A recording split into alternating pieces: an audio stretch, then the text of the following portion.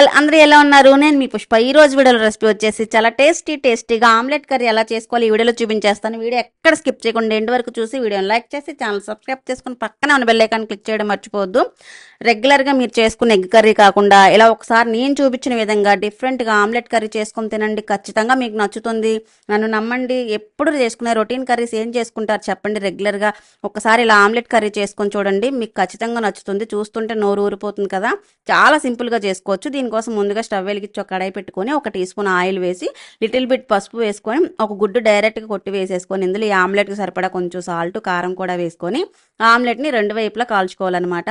మీరు సపరేట్ ప్యాన్లో అయినా చేసుకోవచ్చు. నేను కర్రీ చేసే కడాయిలోనే ఆమ్లెట్లు వేస్తున్నాను. మీకు ఇలా కాకపోయినా సరే మీరు సపరేట్ ప్యాన్లో వేసి కూడా ఆమ్లెట్లన్నీ ఇలా వేసేసుకొని పక్కన పెట్టేసుకొని ఇప్పుడు ఇదే కడాయిలో కర్రీకి సరిపడా ఆయిల్ వేసుకోవాలి.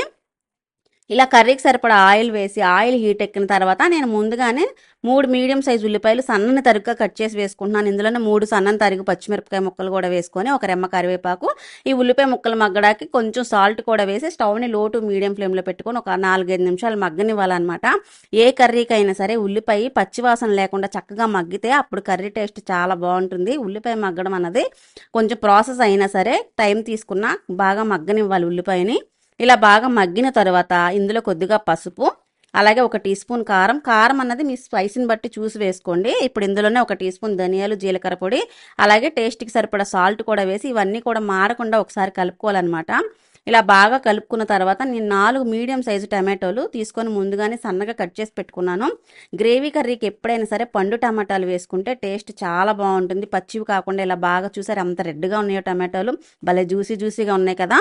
ఇలా పండు టమాటోలు చిన్న చిన్న ముక్కలుగా కట్ చేసుకొని వేసుకొని స్టవ్ని లో టు మీడియం ఫ్లేమ్లో పెట్టుకొని ఒక 3-4 నిమిషాలు టమాటో పచ్చివాసన పోయి మెత్తబడేంత వరకు, అంటే ఆయిల్ పైకి తేలేంత వరకు మగ్గనివ్వాలన్నమాట.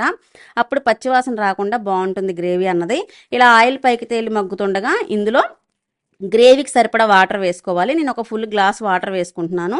వాటర్ వేసిన తర్వాత ఒకసారి కలుపుకొని మీరు ఈ స్టేజ్లో సాల్ట్ కానీ కారం కానీ ఏది సరిపోయినా చూసి చెక్ చేసుకొని ఒక 2 నిమిషాలు ఉడికిన తర్వాత మనం ముందుగా ఆమ్లెట్లు వేసుకున్నాం కదా, ఆమ్లెట్లన్నీ కూడా గ్రేవీ కొంచెం లూజ్గా ఉండగానే వేసుకోవాలి. మరీ థిక్గా అయిపోకూడదు. నేను మీకు ఇక్కడ చూపిస్తున్న విధంగా ఇలా ఆమ్లెట్లు మీ ఇష్టం, మీ ఆప్షన్ అనమాట. మీకు ఎన్ని కావాలంటే అన్ని వేసుకోవచ్చు. నేనైతే 4 వేసుకున్నాను.